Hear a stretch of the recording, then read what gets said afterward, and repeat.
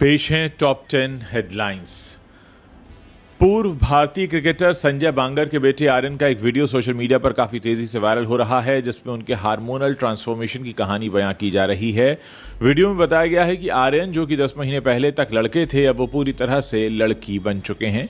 इतना ही नहीं, उन्होंने अपना नाम आर्यन से बदलकर अब अनाया कर लिया है। खास बात यह है कि इस वीडियो को आर्यन बांगड़ के इंस्टाग्राम अकाउंट से भी साझा किया गया है, जहां उनकी कुछ तस्वीरें मौजूदा स्टार बल्लेबाज विराट कोहली के साथ, इसके अलावा कप्तान MS धोनी के साथ और उनके पिता संजय बांगर के साथ भी नजर आ रही हैं। आपको जानकर हैरानी होगी कि संजय बांगर की तरह ही उनके बेटे आर्यन भी एक पेशेवर क्रिकेटर हैं। हालांकि उन्हें अब तक टीम इंडिया में शिरकत करने का मौका नहीं मिला है। वायरल वीडियो में बताया गया है कि पिछले 10 महीनों में उनका सफर काफी अलग रहा है। वो हार्मोनल ट्रांसफॉर्मेशन के फेज से गुजर रहे थे, लेकिन अब वो काफी खुश हैं। आर्यन बांगर मौजूदा समय में इंग्लैंड के मैनचेस्टर शहर में रहते हैं। उनके सोशल मीडिया अकाउंट के मुताबिक वहां वो काउंटी क्रिकेट की तरफ से शिरकत कर रहे हैं। यहां उनके 145 रनों की एक शतकीय पारी का भी पोस्ट साझा किया गया था। हालांकि इस पूरे मामले पर आर्यन के पिता संजय बांगर का कोई भी बयान सामने नहीं आया है। संजय देश के लिए 12 टेस्ट और 15 वनडे मुकाबलों में शिरकत कर चुके हैं और एक कामयाब क्रिकेटर कहलाते हैं। लंबे इंतजार के बाद मुकेश खन्ना ने घोषणा की है कि शक्तिमान शो एक बार फिर से दर्शकों के सामने आएगा। हाल ही में इसके नए टीजर को भी भीष्म इंटरनेशनल के YouTube चैनल पर रिलीज किया गया है, जिससे दर्शकों में काफी उत्साह दिख रहा है। हालांकि मुकेश खन्ना ने अभी यह स्पष्ट नहीं किया है कि शक्तिमान एक फिल्म या फिर वेब सीरीज या धारावाहिक किस रूप में लौटेगा, लेकिन उम्मीद है कि यह फिल्म के रूप में आएगा, क्योंकि पहले भी शक्तिमान को लेकर चर्चाएं हो चुकी हैं। इसके चलते अभिनेता रणवीर सिंह का नाम भी इससे जुड़ चुका है। शक्तिमान शो का पहला प्रसारण 1997 में दूरदर्शन पर हुआ था। इस शो को निर्माता मुकेश खन्ना और निर्देशक दिनकर जानी ने मिलकर तैयार किया था। 1997 से 2005 तक चले इस शो के लगभग 450 एपिसोड्स ने दर्शकों का दिल जीत लिया। उस दौर में शक्तिमान भारतीय घरों में बच्चों का पसंदीदा सुपर हीरो बन गया था, जो उड़ान भरता था और बुराई से लड़ता था। भूल भुलैया 3 बॉक्स ऑफिस पर धमाल मचा रही है। फिल्म की कमाई हर दिन नए रिकॉर्ड बना रही है। खबरें हैं कि शनिवार को फिल्म की कमाई में शानदार इजाफा देखने को मिला, जो रविवार को भी चलता रहा। रिलीज के 10वें दिन यानी रविवार को भी फिल्म बॉक्स ऑफिस पर मजबूती से खड़ी रही।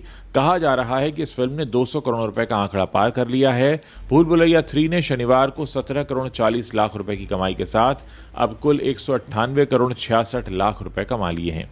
रविवार को 3 से 4 करोड़ रुपए कमाते ही फिल्म ने 200 करोड़ का आंकड़ा पार कर लिया। सैकनिल की रिपोर्ट के मुताबिक 10वें दिन फिल्म ने 16 करोड़ 50 लाख रुपए कमाए। आपको बता दें कि फिल्म के 10वें दिन के कलेक्शन के ऑफिशियल आंकड़े अभी सामने नहीं आए हैं। फिल्म को सबसे ज्यादा ग्रोथ उत्तर भारत में मिल रही है। खासकर NCR और पूर्वी पंजाब में फिल्म की कमाई लगभग दोगुनी हो गई है। महाराष्ट्र में फिल्म ने कमाई के मामले में सिंघम अगेन को पीछे छोड़ दिया है। दोनों फिल्मों के बीच गुजरात में थोड़ा अंतर है, जबकि मुंबई और उसके आसपास दोनों फिल्मों की कमाई करीब करीब बराबर है। राखी सावंत इन दिनों लाइमलाइट से दूर हैं, लेकिन उनके एक्स हस्बैंड आदिल खान दुर्रानी इस समय लाइमलाइट में बने हुए हैं। हाल ही में उन्होंने बाथरूम के फोटोज शेयर किए, जिसे देखकर लोगों के होश उड़ गए। आदिल खान दुर्रानी जब तक राखी सावंत के साथ थे तब तक वो भी सुर्खियों में रहते थे। वहीं अब जब आदिल राखी से अलग हो गए हैं, तब भी आदिल जमकर लाइमलाइट में बने हुए हैं। आदिल सोशल मीडिया पर काफ़ी एक्टिव रहते हैं। आदिल अपनी वाइफ सोमी के साथ कोई ना कोई ट्रिप प्लान कर लेते हैं, जिनके फोटोज वो सोशल मीडिया पर ज़रूर शेयर करते हैं। वहीं हाल ही में आदिल ने अपने इंस्टाग्राम हैंडल पर कुछ ऐसी तस्वीरें शेयर की जिसे देखकर लोगों के तो होश ही उड़ गए हैं। बात करते हैं जानवी कपूर की छोटी बहन खुशी कपूर की। इस वक्त उनकी एक तस्वीर वायरल हो रही है, जिसमें वो एक ब्रेसलेट पहने हुई हैं। इस ब्रेसलेट पर उनके र्यूमर्ड बॉयफ्रेंड वेदांग रैना का नाम लिखा है। तस्वीर में खुशी एक मिरर के सामने खड़ी हैं और फोटो शेयर करते ही ये उनकी काफ़ी वायरल हो गई है और लोग कई तरह के कॉमेंट्स कर रहे हैं।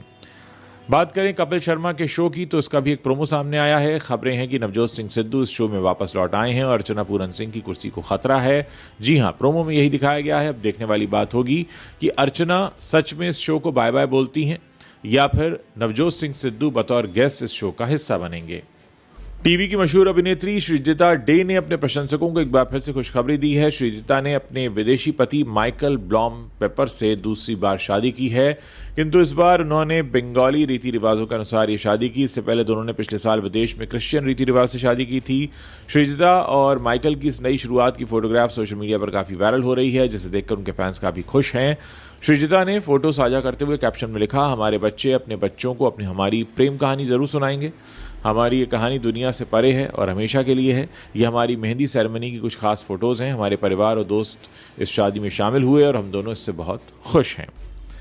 ज़ोमैटो के फाउंडर दीपेंद्र गोयल ने साल 2024 की शुरुआत में मैक्सिकन मॉडल ग्रेसिया से शादी की थी। शादी के बाद ग्रेसिया अपना नाम बदलकर जिया गोयल बन चुकी हैं। उन्होंने अपना देश भी छोड़ दिया।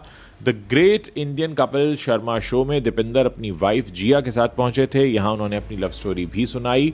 दीपेंद्र ने कपिल को बताया कि मैं लंबे समय से सिंगल था। मेरे दोस्त मुझे डेट्स पर भेजते थे और हमेशा सलाह देते थे कि शादी मत करना। जब ग्रेसिया दिल्ली आई तो एक दोस्त ने मुझसे कहा, एक लड़की ये है और इससे तुम्हें मिलना चाहिए। तो मैं तैयार हो गया और फिर मुझसे कुछ दोस्तों ने भी कहा कि अगर तुम मुझसे मिले तो तुम्हारी शादी उसी से होगी। फिर ये भी कहा गया कि हमेशा सीरियस मत होना, लेकिन फिर ये भी कहा गया कि अगर ऐसी लड़की मिल जाए तो शादी भी कर लेनी चाहिए।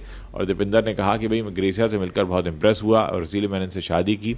अर्चना पूरन सिंह ने दीपेंद्र से जब ये पूछा कि दोनों में से प्रपोज किसने किया था, इस पर दीपेंद्र ने बताया कि पहली मुलाकात में उनकी केमिस्ट्री फील होने लगी थी। उन्होंने ग्रेसिया से कहा था कि उन्हें योगा सीखने में वो मदद करें। दीपेंद्र बोले, हमें थोड़ी सी केमिस्ट्री फील हुई। उस रात मुझे पता चला कि इन्हें योगा अच्छी तरह आता है, तो मैंने इसके लिए सुबह मिलने का प्लान बनाया। दीपेंद्र ने बताया कि वो अपने पुराने रिलेशनशिप के अनुभवों को देखते हुए एक दूसरे से कुछ छिपाना नहीं चाहते थे, इसीलिए 3 घंटों तक एक दूसरे का इंटरव्यू लेते रहे। और इंटरेस्टिंग बात यह है कि दीपेंद्र ने ग्रेसिया को नहीं बताया था कि वो ज़ोमैटो के फाउंडर हैं। दीपेंद्र ने बताया कि उनसे जो भी मिलता था ज़ोमैटो के फाउंडर की तरह ही व्यवहार करता था। ग्रेसिया को ये बात नहीं पता थी कि वो कौन है और उन्होंने ग्रेसिया को 4 महीने तक ये बताया भी नहीं कि वो ही असल में ज़ोमैटो के फाउंडर हैं। दीपेंद्र ने ग्रेसिया से 22 मार्च 2024 को शादी की है। रणबीर कपूर अपने साथ काम करने वाले लोगों के लिए भी एक सॉफ्ट कॉर्नर रखते हैं। हाल ही में रणबीर का एक वीडियो वायरल हो रहा है जिसमें वो अपनी upcoming film love and war के सेट पर हैं और अपने एक टीम मेंबर का बर्थडे सेलिब्रेट कर रहे हैं। इस वीडियो में रणबीर कपूर दिखाई दे रहे हैं, जो वो अपने टीम के कुछ सदस्यों के साथ खड़े हैं। उसमें उनका एक बॉय भी है, उसका बर्थडे मना रहे हैं और ये जो उनका बॉय है, जो स्पॉट बॉय है, उनके साथ कई सालों से काम कर रहा है। और इस दौरान उन्हें बर्थडे सॉन्ग भी गाते हुए देखा गया, तो लोग काफ़ी खुश हैं कि वो अपने स्टाफ का इतना ध्यान रखते हैं। ट्विटर पर विवियन के खिलाफ कुछ लिखा जा रहा है और लिखा ये जा रहा है कि वो गुटखा खाते हैं और उनकी इस ट्रोलिंग का जवाब उनकी पत्नी नूरान ने दिया है। नूरान ट्रोलर्स को जवाब दे रही हैं क्योंकि असल में जो ट्रोलर्स हैं वो विवियन के गंदे दांतों का मजाक उड़ा रहे हैं। साथ ही वो लिखते हैं कि ये तो कोई गुटखा खाते हैं। एक यूज़र ने लिखा कि विवियन डिसेना ने स्मोकिंग करके, शराब पीकर और गुटखा खाकर अपने आप को बर्बाद कर लिया है और ख़ुद का मजाक बनवा दिया है। लेकिन नूरान जो है उनकी पत्नी, वो खुलकर सामने आ गई हैं और उन्होंने कहा है कि आप जब इस शख्स को जानते नहीं हैं तो इनके बारे में इतना कैसे कह सकते हैं। आपने जो दावा किया है वो सारी चीज़ें सही नहीं हैं। यहाँ कोई भी आकर कुछ भी कह देता है क्योंकि सबको सो कॉल्ड बोलने की आज़ादी है। फिर नूरान ने एक पोस्ट किया है और ये लिखा है कि जो आदमी अपने तंबाकू इंपोर्ट करता हो और एक ख़ास ब्रांड का ही इस्तेमाल करता हो क्योंकि वो ऑर्गेनिक है, तो क्या वो ये सब लोकल ब्रांड खाएगा? सीरियसली इन लोगों को क्या हो गया है? दिक्कत यह है कि लोगों की बातों में ज़रा भी सेंस नहीं बचा है। बस एक शब्द पकड़ लेते हैं और अंधों की तरह मूर्ख बनकर उसे फैलाते रहते हैं। तो दोस्तों, ये थी इस वक्त की टॉप हेडलाइंस। उम्मीद है आपको पसंद आई होंगी और इसे आप अपने दोस्तों के साथ शेयर ज़रूर करेंगे।